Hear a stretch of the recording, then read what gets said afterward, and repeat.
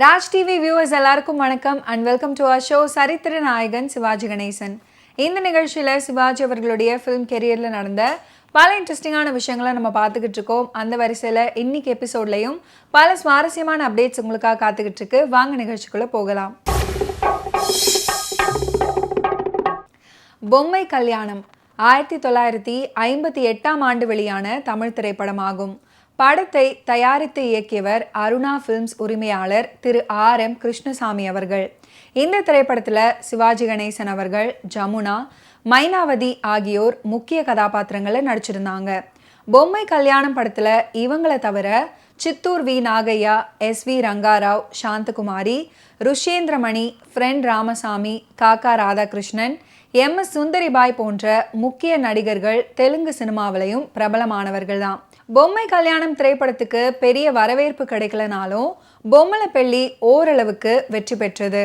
பொம்மை கல்யாணம் பழம்பெரும் இயக்குனரான சாந்தாராமின் தஹேஜ் 1950ஆம் ஆண்டு வெளிவந்த வரதட்சணை படத்தை தழுவி எடுக்கப்பட்டது. ஆனால் உச்சகட்ட காட்சியை தலைகீழாக மாற்றி அமைச்சிருந்தாங்க. அரக்கி போன்ற மாமியாரால் கொடுமைப்படுத்தப்பட்ட மருமகளும் அவளுடன் மகனும் இந்தி மூலத்துல இறந்து போறாங்க. தமிழ்லையும் தெலுங்குலையும் மாமியார் இறந்து போவாங்க. இன்பமே பொங்குமே என்ற வெற்றி பாடல நாயகனும் நாயகியும் மீண்டும் பாட சுபமாக முடியும்படி படத்தை எடுத்திருப்பாங்க. ஆச்சாரியா ஆத்ரேயா அவர்கள் திரைக்கதை எழுத SD சுந்தரம் அவர்கள் வசனம் எழுதியிருந்தாரு. ஒளிப்பதிவு CA மதுசூதன், படத்தொகுப்பு RM வேணுகோபால், கலை ராகவன், நடன பயிற்சி P கிருஷ்ணமூர்த்தி, பாடல்கள் ஒளிப்பதிவு M ராதாகிருஷ்ணன். தெலுங்கு படம் 1958 ஜனவரி 11ஆம் தேதி வெளியாகி வெற்றி பெற்றது. தமிழ்ல அதே வருடம் மே 3ஆம் தேதி வெளியானது. தமிழ் தெலுங்கு ஆகிய 2 மொழிகளில் தயாரான இந்த படத்துக்கு இன்னொரு முக்கியமான சிறப்பம்சம் உண்டு. பொம்மலப்பள்ளி அப்படின்ற அதன் தெலுங்கு பிரதியிலும் சிவாஜி கணேசன் அவர்கள் தான் கதாநாயகனாக நடிச்சிருப்பாரு. அவர் தெலுங்குல வசனம் பேசி நடிச்சிருப்பாரு. மண் வாசனையை கருதி தெலுங்கு நடிகர் ஜக்கையா அவருக்கு குரல் கொடுத்தாரு. படத்திற்கு இசையமைத்தவர் திரை இசை திலகம் KV மகாதேவன் அவர்கள். பாடல்களை இயற்றியோர் உடுமலை நாராயணகவி, A மருதகாசி ஆகியோர். பின்னணி பாடியவர்கள் AM Raja, Sirkazhi Govindarajan, Jikki, P Susheela, AP Komala, TV ரத்னம் ஆகியோர். பொம்மை கல்யாணம் படத்துடைய கதை என்னன்னா, பணத்தாசை கொண்ட ஒரு மாமியார், அவளுக்கு அடங்கிய மாமனார், அவர்களுக்கு ஒரு மகன், அவன் கரம் பற்றிய உத்தமி ராதா அப்படின்ற கதாபாத்திரம். அவளுடைய தந்தை சுபேதார் வீரமுத்து. ராதா மாமியாரால கொடுமைப்பட்டு துன்பத்துக்கு ஆளாகி வீட்டை விட்டு வெளியேற்றப்படுகிறார். தாயின் வார்த்தையை மீற முடியாமல் மகன் அவதிப்படுகிறான். பேராசை பிடித்த மாமியாரின் விருப்பப்படி தன்னுடைய பங்களாவையும் உடைமைகளையும் விற்று மகளுக்கு ஏராளமான சீர்வரிசைகளை எல்லாம் செய்கிறார் சுபேதார். முடிவில் மாமியாருடைய வினை அவளையே அழிக்கிறது. பொம்மை கல்யாணம் படத்துல வேண்டாத மருமகள் மாமியாரால் கொடுமைப்படுத்தப்படுவதும் கடைசியில கஷ்டங்கள் தீர்வதும் தான் படத்தின் முக்கிய அம்சம்.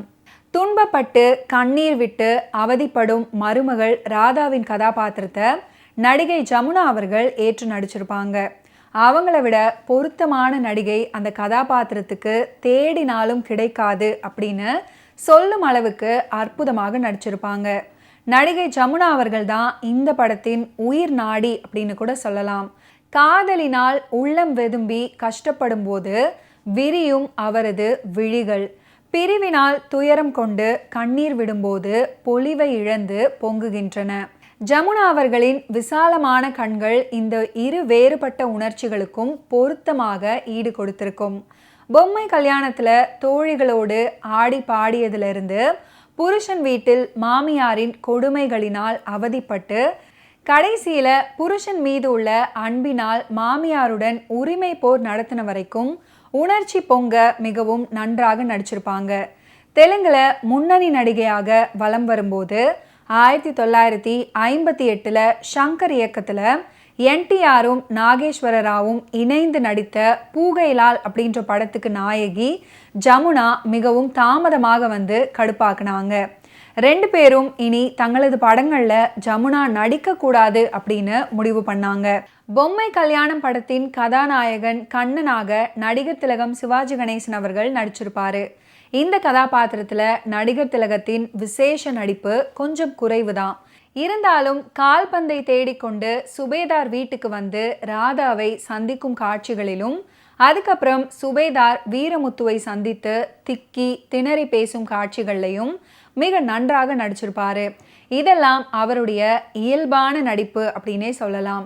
கட்டிய மனைவிக்கு துரோகம் செய்து தாயின் விருப்பத்துக்காக மறுமணம் புரிந்து கொள்வதா அப்படின்ற பிரச்சனையில மனம் குழம்பிய நிலையில அவர் மாடியிலிருந்து கீழே விழுந்து விடுவாரு. கட்டுகளுடன் கட்டில்ல படுத்து ராதையின் நினைவுல தவிப்பாரு.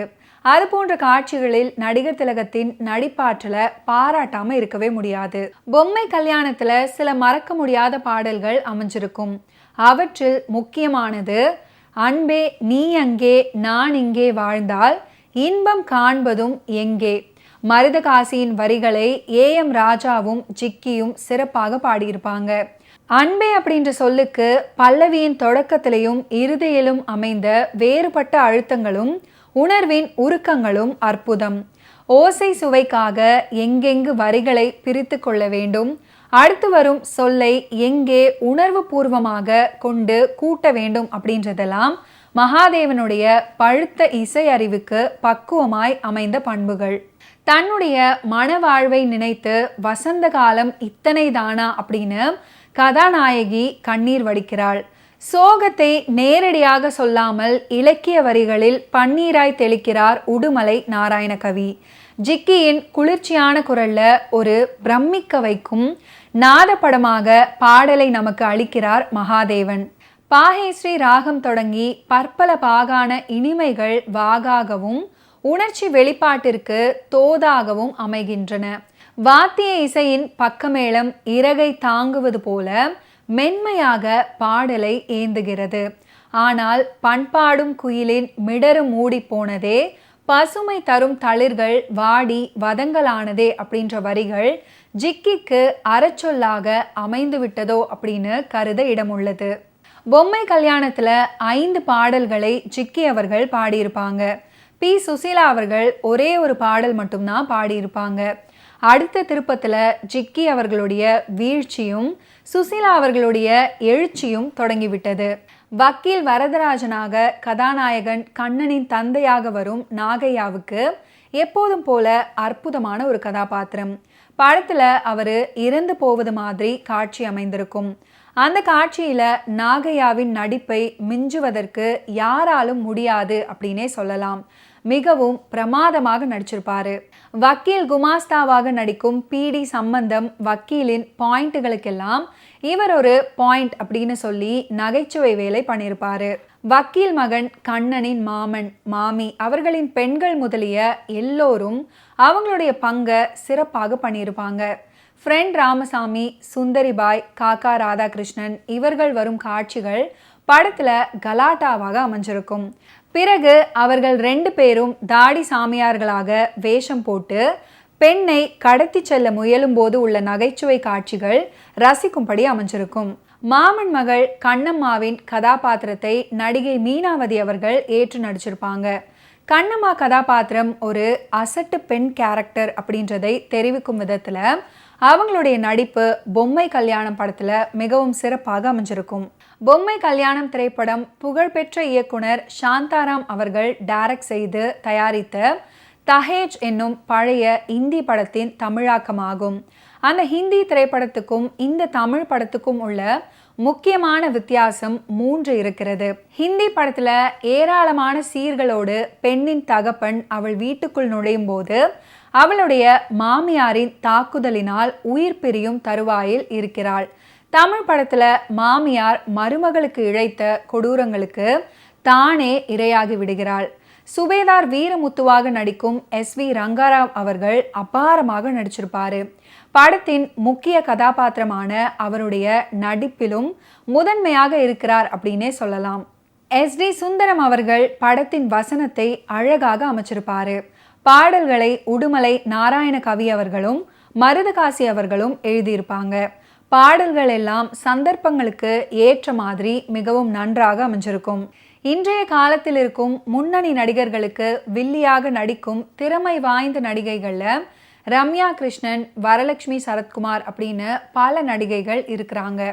ஆனால் 60 காலகட்டங்களில் எம்ஜிஆர், சிவாஜி, ஜெமினி கணேசன் அப்படின்ற 3 பெரும் நடிகர்களுக்கு வில்லியாக நடித்த பெருமை என்றால் பழம்பெரும் நடிகை MS சுந்தரிபாய் அவர்களையே சேரும். சுந்தரிபாய் தமிழ் சினிமாவில் ஆரம்பத்தில் காமெடி நடிகையாக வலம் வந்தார்.